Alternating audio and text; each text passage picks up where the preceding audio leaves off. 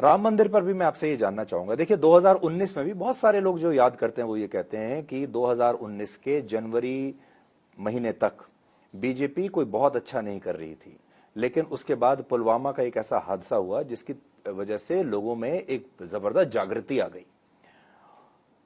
इस बार राम मंदिर को लेकर लोगों को ऐसा लगता था कि राम मंदिर से आपको बड़ा लाभ मिलेगा, लेकिन राम मंदिर जो है वो बहुत जल्दी पीक कर गया और अब लोग राम मंदिर को भूलने लगे हैं, जिसकी वजह से फिर से बीजेपी वहीं आ गई है जहां आपका ग्राफ जहां जनवरी में था। देखिए सुधीर जी, मैं आपको बताना चाहूंगा कि जहां तक पुलवामा का सवाल है, ये पुलवामा का अटैक पाकिस्तान की तरफ से हुआ था। चुनाव का समय था, हमने कोई उसको चुनाव से जोड़ा नहीं, लेकिन राष्ट्रीय जिम्मेवारी थी कि उनको मुंह तोड़ जवाब दिया जाए। वह मुंह तोड़ जवाब दिया गया, वो चुनाव के कारण नहीं दिया गया जवाब, वो जवाब राष्ट्रहित में दिया गया, नेशनल इंटरेस्ट में दिया गया। हम इसको चुनाव से नहीं जोड़ते। राम मंदिर हमारे लिए आस्था का विषय है, पुलवामा हमारे लिए राष्ट्रीय जिम्मेवारी थी जो हमने निभाई, चुनाव के लिए नहीं किया था, और हम उसको उसी तरीके से देखते हैं। राम मंदिर हमारे आस्था का विषय है और हमारे आस्था के विषय में राम मंदिर बनकर के तैयार हुआ प्राण प्रतिष्ठा के लिए, और ये न्यास ने तय किया, डेट भी न्यास ने तय की, हम उसमें शामिल हुए और उसका फायदा बीजेपी को मिले, ये हमारा कभी भी उद्देश्य नहीं है। ये हमारी संस्कृति से, करोड़ों लोगों के आस्था से जुड़ा हुआ विषय है और हम उसको उसी तरीके से देखते हैं। यह जरूर बात है कि उसका भी समर्थन भारतीय जनता पार्टी के पक्ष में आता है। वो जितना आता है वो ठीक है, हम उससे संतुष्ट हैं, हम उसके लिए कोई प्रयासरत नहीं है, कोई हम उसके लिए लगे नहीं हैं। ये हमारे लिए राष्ट्रीयता का, भारतीय संस्कृति का, हमारी राम आस्था का विषय था और उस विषय को हम लोग आगे बढ़ा रहे थे और उसको हम लोगों ने पूरा किया है। अब हम अगले मुद्दे पर आते हैं। अगर विपक्ष के पूरे पिच को हम देखें तो विपक्ष ये कहता है कि लोकतंत्र बचाने का चुनाव है ये, और उसमें उन्होंने अलग अलग आपके ऊपर आरोप भी लगाए हैं। क्या आपको ऐसा लगा कि अब बीजेपी का भी एक कांग्रेसीकरण हो गया है और सत्ता में रहने के लिए जितने समझौते करने पड़ते हैं सिद्धांतों के साथ, अलग अलग लोगों से हाथ मिलाने को लेकर, वो सारे समझौते अपने सिद्धांतों के साथ बीजेपी भी वैसे ही कर रही है जैसे कांग्रेस करती थी? उदाहरण के तौर पर अगर कोई भ्रष्ट नेता है तो उसके साथ आप हाथ भी मिला रहे हैं, उसे पार्टी में भी शामिल कर रहे हैं। अगर किसी पार्टी को तोड़ने की बात आती है तो उसको तोड़ भी रहे हैं। ईडी सीबीआई को लेकर भी आरोप लगी रहे हैं कि उनका दुरुपयोग हो रहा है। क्या ये सब आपके खिलाफ जा रहा है? पहला विषय शायद आपने कहा कि हम डिक्टेटरशिप, ये क्या लोकतंत्र खत्म हो जाएगा। हाँ, और तानाशाही है। हाँ, ऐसा है कि लोकतंत्र भारत में कभी खत्म ना होगा, न होने की स्थिति आएगी, और भारतीय जनता पार्टी लोकतंत्र को हमेशा मजबूत बनाने के लिए हर संभव प्रयास करेगी। और हम लोगों ने लोकतंत्र को हमेशा अच्छे स्पिरिट में लेकर के उसको आगे बढ़ाने का काम किया है। हमारा पूरा ट्रैक रिकॉर्ड देखिए, आप बताइए, हम लोगों ने कहीं राष्ट्रपति शासन सिवाय जम्मू कश्मीर को छोड़ करके कहीं लगाया हो? कहीं हम लोगों ने किसी चुनी हुई सरकार को डिस्टर्ब किया हो?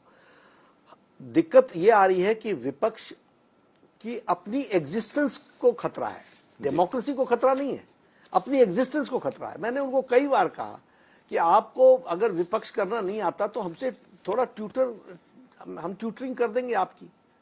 इस तरीके से चलता नहीं है, आप धीरे धीरे और कमजोर होंगे। मेरे ऊपर तो बहुत बड़ा आरोप लगा कि सारी पार्टियां, रीजनल पार्टीज खत्म हो जाएंगी। अब मैंने उसका एक रीजन भी दिया, मैंने तो आपके चैनल पर भी आकर के उसका जवाब दिया था कि क्यों खत्म होंगी। इसलिए क्योंकि आप जिस रास्ते जा रहे हो उसमें आपको दुर्बल होना लिखा हुआ है। तो इसमें किसी और की एग्जिस्टेंस, कोई डेमोक्रेसी चैलेंज में नहीं आती, कोई डेमोक्रेसी को कोई खतरा नहीं है। आपके अस्तित्व को, आपकी पार्टी के अस्तित्व को खतरा है, और अब पार्टी को भी खतरा नहीं रह गया है, अब तो पार्टी के परिवारों को खतरा के अस्तित्व को खतरा आ गया। पर इसमें भी देखिए वही डबल स्टैंडर्ड्स की बात। मैं आगे पूरा कर देता हूं। फिर आपने दूसरी बात कही कि आप सबको ले लेते हो और समझौता कर लेते हो। ऐसा नहीं है। हम पार्टी के अंदर हम लोगों ने तय किया हुआ है कि कोई भी कितना बड़ा हो, कोई भी कैसा भी हो, कानून अपना काम करेगी। उसके साथ हम कोई भी छेड़छाड़ नहीं करेंगे। लेकिन पार्टी के अंदर कुछ लोग काम करना चाहते हैं, आते हैं तो वेलकम है उनको, लेकिन उनके चलते हमने कोई कॉम्प्रोमाइज किया हो, कोई हमने उनको रियायत दी हो, कोई हमने उनको कुछ एक्स्ट्रा उनकी केयर किया हो। आपको एक हेडलाइन पढ़ के सुनाता हूं एक अखबार की। Since 2014 25 opposition leaders facing corruption probe crossed over to BJP, 23 of them got reprieve. मतलब 25 ऐसे आपके पास नाम लिख करके दीजिए ना जी। ये इंडियन एक्सप्रेस का, हाँ मुझे मालूम है, मैं नाम नहीं लेना चाहता था जी। और मैं तो आपसे सुनना चाहता था। लेकिन ये आंकड़े हैं, ये तो कहते ही हैं। देखिए मैं आपको फिर बताता हूं, लॉ एजेंसीज और कानून ये अपना काम करेगा, इसका जवाब भी कानून के लोग ही देंगे। कौन किस कारण से गया, कौन किस कारण से उसको रियायत मिली, इसमें भारतीय जनता पार्टी और हमारी सरकार कभी नहीं पड़ती है, किसी को कोई रियायत देने का काम नहीं करती है। ये मैं ऑन रिकॉर्ड बोलना चाहता हूं, आपके ब्लैक एंड व्हाइट चैनल में बोलना चाहता हूं। और ये ठीक है, कई लोगों को बेल मिल जाती है, कई लोगों को फिर वो चुनावी बॉन्ड भी खरीद लेते हैं। देखिए कनेक्शन कैसे आता है, जनता कैसे देखती है। देखिए चुनावी बॉन्ड का मैं जवाब अलग से दूंगा, लेकिन फिर भी आप चाहते हैं तो मैं इसी में आपको दे देता हूं। सबसे पहली बात कि चुनावी बॉन्ड आया, इलेक्टोरल बॉन्ड्स एक्ट पार्लियामेंट में पास हुआ, सभी दलों ने सराहा, सभी दलों को ऑन रिकॉर्ड है, सब लोगों ने इसको सराहा, वेरी गुड, ब्लैक मनी को कम होगा, व्हाइट मनी आएगी और election fair, free and fair होगा, ट्रांसपेरेंट होगा, सब लोगों के वक्तव्य आए। ठीक है, मैं सुप्रीम कोर्ट की रिस्पेक्ट करता हूं, सुप्रीम कोर्ट का जजमेंट है, हम मानते हैं। लेकिन सच्चाई क्या है कि ये इलेक्टोरल बॉन्ड 70 साल से आप इलेक्शंस किस हालत में हो रहे होंगे इसको तो आप इमेजिन कीजिए। जो बॉन्ड में लोगों ने चंदा दिया है, ये ब्लैक में आता था, कैसा देश चलता होगा, किस तरीके का चुनाव होता होगा। आज इलेक्टोरल बॉन्ड कम से कम ट्रांसपेरेंट तरीके से लोगों को पता तो चला कि किसने किसको कितना पैसा दिया, किसको कितनी आमदनी हुई। और आप सबके ध्यान में आया होगा, हमारे गृह मंत्री जी ने आपके चैनल पर ही आंकड़ों सहित बता दिया आपको कि 35% के आसपास हमारे पास है, 65%। और जो पार्टियां, कोई स्टेट चलाता है, कोई छोटी स्टेट चलाता है, कोई बड़ी स्टेट चलाता है, उनको बड़े बड़े डोनेशंस मिले हैं। और हमारी पार्टी जिसके 303 अभी निवर्तमान संसद में लोकसभा के सदस्य थे, उसको उसके एवज में जितना मिलना चाहिए वो नहीं मिला है। मैं भी कुछ आंकड़े आपके लिए लेकर आया हूं। देखिए, जिन 30 कंपनियों के खिलाफ जांच एजेंसियों की जांच चल रही है, उन 30 कंपनियों ने कुल मिलाकर 335 करोड़ रुपए के चुनावी बॉन्ड्स बीजेपी को दिए, 335 करोड़ के। फिर देखिए, अगर मेरी जांच चल रही है और मैं गिरफ्तार हो गया तो मैं बीजेपी के चुनावी बॉन्ड क्यों खरीदूंगा, ये रीजन समझ में नहीं आया। इन 30 कंपनियों में से जिन लोगों के खिलाफ एक्शन चल रहा है वो 16 कंपनियां हैं, और उन 16 कंपनियों ने 65% ऑपोजिशन पार्टीज को दिया। बिल्कुल, मैंने मान लिया ऑपोजिशन पार्टी को। दूसरी बात, मैं उनके ऊपर भी आरोप नहीं लगा रहा हूं। क्या होता है, इलेक्टोरल बॉन्ड्स का टाइम होता है। इलेक्टोरल बॉन्ड, कोई भी आरोपी कंपनी या आरोपी व्यक्ति बॉन्ड क्यों खरीदेगा? मतलब उसकी मंशा क्या है? क्या वो लोकतंत्र को मजबूत करना चाहता है? ऐसा है, मैं क्या वो आइडियोलॉजी की विचारधारा? दोनों चीजें अलग अलग है। इलेक्टोरल बॉन्ड्स लोग पार्टी को समर्थन देना चाहते हैं चुनाव की दृष्टि से, हमको भी देते हैं, दूसरों को भी देते हैं। इसलिए इलेक्टोरल बॉन्ड्स के चलते किसी को कोई रियायत मिली हो, ऐसा कभी नहीं होगा। ये हम बड़े स्पष्ट शब्दों में आपको बताना चाहते हैं। दूसरा, आपको अप्रिशिएट ये करना चाहिए कि आज आप इस डिस्कशन पर इसलिए आए क्योंकि हमने इलेक्टोरल बॉन्ड के कार्यक्रम को शुरू किया, और हमारे भी ध्यान में आता है चीजों में सुधार होने की जरूरत है और उसको परिष्कृत करने की जरूरत है। One step forward, we'll go one step forward. जो आप कह रहे हैं इसको भी ध्यान में रखेंगे, लेकिन इसके साथ साथ ये आप अप्रिशिएट कीजिए ना कि 70 साल क्या हो रहा होगा, 70 ईयर्स तक क्या चल रहा होगा। जो आप 350 के एक अबाउट बता रहे हैं, लाखों करोड़ रुपए इस तरीके से ब्लैक मनी के तरीके से भारत के इकोनॉमी में आए होंगे। हम लोग दिल्ली में बैठे हैं, क्या आपको ऐसा लगता है कि अरविंद केजरीवाल की गिरफ्तारी आपको उल्टी पड़ेगी? उसका नुकसान, फायदे की बजाय नुकसान ज्यादा हो रहा है ग्राउंड पर? देखिए, हम कभी इस दृष्टि से देखते ही नहीं है। भ्रष्टाचारियों के खिलाफ एक्शन होगा, यह थंब रूल है जी। और यह प्रधानमंत्री मोदी जी ने लाल किले के प्राचीर से कहा है और इसके कारण से जो एक्शन हो रहा है वह भ्रष्टाचारियों के खिलाफ हो रहा है और उनको सारी की सारी छूट है कि वो डेमोक्रेटिक कंट्री में कोर्ट्स के माध्यम से पूरी उनको सहायता दी जाए, पूरी रियायत मिले, जो भी रिलीफ मिल सकता है कोर्ट से मिले। कोर्ट ने उनको कह दिया कि courts do not work function on political grounds, on political reasons, ये ऑब्जर्वेशंस दे दिए। तो वो जो गए हैं वो हमारे कारण नहीं गए हैं, अपने कर्मों के कारण गए हैं। पॉलिटिक्स में हम सब लोगों को ये कोई चुनाव देख करके डाला गया ऐसा भी नहीं है। उन्होंने खुद वो तो 9 समन्स उन्होंने इग्नोर किए हैं। तो ये टाइमिंग ऐसी आई कि इलेक्शन के टाइम पर आ गया और इलेक्शन के टाइम पर वो जेल में है, लेकिन उनको कोई सिंपैथी, वो प्रयास करेंगे सिंपैथी लेने का, लेकिन भारतीय जनता पार्टी जानती है कि इन सब चीजों को किस तरीके से जमीन पर न्यूट्रलाइज भी करना, और ऐसा मुझे कुछ दिख नहीं रहा है कि उनको कोई सिंपैथी मिल रही है। जो उनके वोट है वो उनके वोट हैं, वो उसको उनके पास रहेंगे। लेकिन भारतीय जनता पार्टी दिल्ली में 50% अबव भारतीय जनता पार्टी के पक्ष में वोट है और वो हमारे को मिल रहा है। ये आपकी अध्यक्षता में आखिरी चुनाव होगा, इसके बाद आपने अपनी पारी के बारे में क्या सोचा है? नहीं, मैं अपने बारे में तो सोचता ही नहीं हूँ, क्योंकि मैं कंटिन्यूअसली भारतीय जनता पार्टी के कार्य में जुटा रहता हूँ। तो इसलिए जो नई जिम्मेवारी मिलेगी उस नई जिम्मेवारी में सुधीर जी हम चलेंगे। दूसरी बात कि हम किसी भी जिम्मेवारी में रहें, पार्टी मेरा फर्स्ट लव है, पहला काम पार्टी के लिए। मैं सरकार में था तब भी मैं हर चुनाव में किसी न किसी प्रदेश का चुनाव प्रभारी रहा, right from Jammu Kashmir to Kerala, Chhattisgarh, Telangana and Uttar Pradesh also. तो सरकार में था तब भी मैं काम करता रहा, अब तो पार्टी का अध्यक्ष हूं और काम कर रहा हूं। इसके बाद जो जिम्मेवारी मिलेगी उसको मैं निभाऊंगा और पार्टी की सेवा में पूरी ताकत से लगा रहूंगा, पार्टी में पूरी तरीके से इन्वॉल्व रहूंगा। एक पार्टी पर अभी ये भी आरोप लग रहा है कि पार्टी में एक सत्ता का अहंकार है। देखिए, अगर आप 10 वर्ष सत्ता में रहते हैं तो अहंकार आ ही जाता है, किसी में भी आ जाता है। आपको भी ऐसा लगता है कि एक अहंकार जैसी कोई बात आ गई है सत्ता में रहने के कारण, या एक कॉम्प्लिसेंसी आ गई है, या जिसको हम कई बार लोग तानाशाही भी कहते हैं, ऐसा कुछ आपको देखने को मिल रहा है? नहीं, देखिए, भारतीय जनता पार्टी बिल्कुल डेमोक्रेटिक तरीके से काम करती है। कुछ व्यक्तियों के दृष्टि से कभी आप इस तरीके का कोई व्यवहार हो गया होगा जिसके कारण से कोई आप कह सकते हैं कि अहंकार होता हो। पार्टी के अंदर हम लोग न कॉम्प्लेसेंट हैं, न हम कहीं अहंकार से ग्रसित हैं, न ही हम ओवर कॉन्फिडेंस से ग्रसित हैं। हम धरती को के साथ कनेक्ट बना करके भारत की जनता की सेवा करते हुए आगे बढ़ रहे हैं और आगे बढ़ने का काम हम लोगों ने पकड़ा हुआ है। लोगों को समय समय पर आगाह करना, चेताना, पार्टी के अंदर भी ये इंटरनल प्रोसेस चलता रहता है।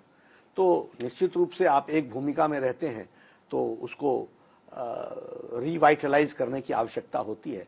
तो मैं ये नहीं कहता कि रिवाइटलाइज नहीं करना की जरूरत है, वो है, हम उसको करते रहते हैं और सभी लोग एक अच्छी मंशा के साथ भारत के जनता की सेवा में जुटे हैं। अब देखिए, ये सवाल काल्पनिक नहीं है, ये कैलकुलेशन का सवाल है, और वो ये है कि कोई पार्टी जो तीसरी बार सत्ता में आने की कोशिश कर रही है और वो पहले ही 303 सीटें जीत चुकी है, ज्यादातर सीटों में आप 100% सीटें ले चुके हैं, इसके बाद परफॉर्मेंस ऊपर नहीं जा सकती, नीचे ही जा सकती है। और अभी हम जो देखते हैं, ऐसे स्टेट्स तो मिल जाएंगे जहां आपकी सीटें 2-4 कम होंगी, लेकिन ऐसे अभी नहीं मिल रहे हैं जहां आपकी सीटें बढ़ रही हों। उस लिहाज से ऐसा लगता है कि 303 से आपकी टैली नीचे रहेगी। आपको ये बात सताती है? और आपकी अध्यक्षता में पिछली बार से अगर कम सीटें बीजेपी ने जीती तो ये आपके लिए भी एक चिंता की बात होनी चाहिए। देखिए सुधीर जी, सबसे पहली बात तो ये है कि ये जो तीसरा चुनाव लड़ रहे हैं ये प्रो इनकम्बेंसी में लड़ रहे हैं, और आपने देखा है भारतीय जनता पार्टी का रिकॉर्ड हर बार इंप्रूव ही करता चला गया है। 2014 में जो हमारी टैली थी वो हमने इंप्रूव करके 2019 में की, जो 2019 में है वो हम 2024 में हम उसको और इम्प्रूव करेंगे, नंबर 1। और इसमें मैं ये भी बता देना चाहता हूं कि हम पुरानी स्थानों को तो रिटेन कर ही रहे हैं, हम एंट्री तमिलनाडु में मार रहे हैं, हम बहुत अच्छी एंट्री और बहुत अच्छा रिजल्ट हम इंक्रीज करेंगे उड़ीसा में, हम बहुत अच्छा इंक्रीज करेंगे वेस्ट बंगाल में, हम आंध्र में भी अपने अपने नंबर को बढ़ाएंगे। पिछली बार हमको वहाँ नहीं आया था, तो ये हमारे स्थान होंगे जो बढ़ेंगे और एक अच्छे नंबर से हम आगे बढ़ेंगे। आज आप क्या नंबर दे सकते हैं? जहां तक मैं नंबर नहीं दूंगा आपको, लेकिन मैं आपको एक बात बताना चाहता हूं। आपने एक और बात कही कि बढ़ने का स्कोप, तो ये प्रो इनकम, मैंने ये कहा कि ऐसे स्टेट्स तो मिल रहे हैं जहां कम हो रहे हैं, तो लेकिन मैंने बढ़ने वाले, आपने बढ़ने वाले बताए। बढ़ने वाले स्टेट्स आपको बता दिए। दूसरा, प्रो इनकम्बेंसी में हमेशा हमको ध्यान रखना चाहिए कि जनता का विश्वास मोदी जी के नेतृत्व पर और बढ़ता चला गया है, इसलिए वोट शेयर भी बढ़ेगा, सीट शेयर भी बढ़ेगी। जी, आपने एक चीज नोट की होगी, आप तो रोज ग्राउंड पर जाते हैं, आजकल देश में यूट्यूबर्स का बड़ा जोर है और तमाम तरह के यूट्यूबर्स, आपके पक्ष में भी लेकिन आपके खिलाफ भी बहुत सारे यूट्यूबर्स एक्टिव हैं। वो भी बहुत चुनाव प्रचार कर रहे हैं और अलग अलग तरीके के आंकड़े, कई बार उनके आंकड़े गलत भी होते हैं, लेकिन यूट्यूब एक बहुत बड़ा जरिया बन गया है प्रचार करने का और सोशल मीडिया अचानक से बहुत पॉलिटिकल हो गया है। ये पिछली बार नहीं था, ये नया आपने देखा होगा और आपने भी इस बार आप भी बहुत सारे यूट्यूबर्स से मिल रहे हैं और उनको पार्टी में भी ले रहे हैं। क्या आपको ऐसा लगता है कि ये नीचे से, जमीन से एक रिवोल्ट करने का एक तरीका होता है जब यूट्यूब ज्यादा पॉपुलर इस तरीके से निकल कर आती है? तो नहीं, ऐसा नहीं। और वो भी आपके खिलाफ जो नहीं, ऐसा नहीं बात कर रहे हैं। डिजिटल वर्ल्ड में नए प्लेटफॉर्म्स, नए माध्यम बहुत तीव्र गति से विकसित हो रहे हैं, हर चुनाव में हुए हैं।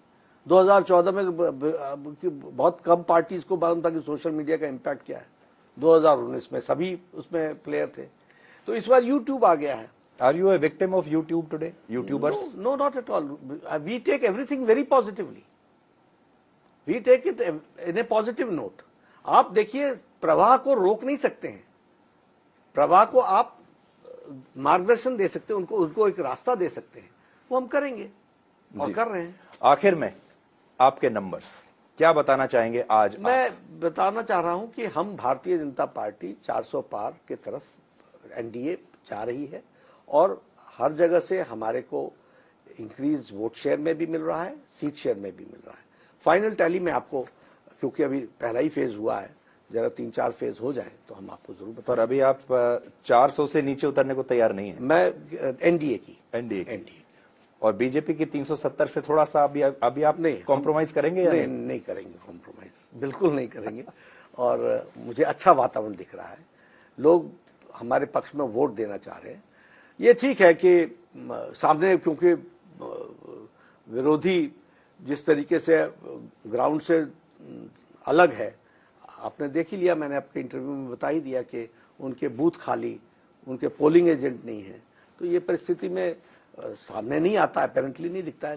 लेकिन ये जो मंगलसूत्र का मुद्दा उठाया, ये जो मुसलमान का मुद्दा उठाया, इससे आपको ऐसा लगता है कि अब चुनावों में तेजी आएगी? नहीं, ये जनता आगाह होगी। हमने तेजी के लिए इसको नहीं किया है, उनको आगाह करने के लिए किया है कि इंटेंशन क्या है।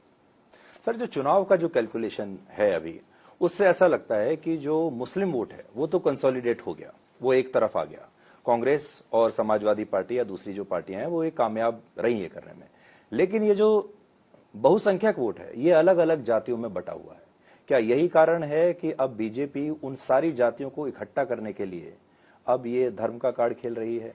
या आपने भी देखा होगा अलग अलग सेक्टर्स में, राज्यों में जो जातियां हैं, कुछ जातियां नाराज हैं, कुछ आपसे खुश नहीं है, जैसे राजपूत जाति का मुद्दा आ गया, तो ये आपके लिए कितनी बड़ी चुनौती है? नहीं, हमारे लिए ये कोई चुनौती नहीं है। सबसे पहली बात तो मैं आपको बताना चाहता हूं कि साधारण मानवी भारतीय जनता पार्टी को, मोदी जी के नेतृत्व को वोट देना चाहता है और नेशनल इश्यूज पर वोट देना चाहता है, विकास के नाम पर वोट देना चाहता है। ये जरूर है कि कुछ लोग इस तरीके से विषय को उठाने का प्रयास कर रहे हैं, लेकिन उनको कोई सफलता नहीं मिल रही है और इस तरीके से कोई जाति का विभाजन हो रहा है ऐसा नहीं है। नेशनल इंटरेस्ट में चुनाव हो रहा है और राष्ट्र के मुद्दों पर ही चुनाव हो रहा है। हम जो बात उठाते हैं वो इसलिए उठाते हैं कि कांग्रेस का और इंडिया अलायंस का जो विशियस डिजाइन है वो जनता के सामने आए। वो जनता के सामने एक्सपोज हों, ये हमारा उद्देश्य है। लेकिन कोई जातिगत समीकरण को बैठा करके एक समुदाय को साथ रखना नहीं, हमारा फिर भी प्रिंसिपल सबका साथ, सबका विकास, सबका विश्वास, सबका प्रयास है। और जब हम मुस्लिम माइनॉरिटी की भी बात जब करते हैं तो हम मुस्लिम्स के खिलाफ नहीं, जो कांग्रेस का डिजाइन है वो हम एक्सपोज करते हैं, जो कांग्रेस की डिविजिव पॉलिटिक्स है वो हम एक्सपोज करते हैं। भारत का जो पॉलिटी है, जो हमारा वोटर है, जो हमारे लोग हैं, वो सबके विकास के बारे में बात हो, ये हमारा उद्देश्य है। सबका साथ, सबका विकास, सबका विश्वास, सबका प्रयास। ये जो प्रेफरेंशियल ट्रीटमेंट देने की बात करते हो, ये एक्सपोज होने की जरूरत है। और मैंने कहा नहीं आपको कि प्रधानमंत्री गरीब कल्याण अन्न योजना में सबसे ज्यादा लाभ हमारे मुस्लिम भाइयों को मिल रहा है। प्रधानमंत्री गरीब कल्याण किसान सम्मान निधि में मुस्लिम भाई हैं। हमारे आयुष्मान भारत में बड़ी संख्या में, बहुत बड़ी संख्या में मुस्लिम भाई हैं। तो हम तो सबको विकास के लिए लगे हुए हैं, लेकिन उनके डिजाइन में प्रेफरेंशियल ट्रीटमेंट है। और ये जो कास्ट की आपने बात की, ये कुछ लोग जो कास्ट के नेता होते हैं, आखिर उनको भी इसी चुनाव के टाइम पर कुछ मुद्दों को उठाने का मौका मिलता है, लेकिन सब एक साथ मिलकर के मोदी जी का साथ दे रहे हैं।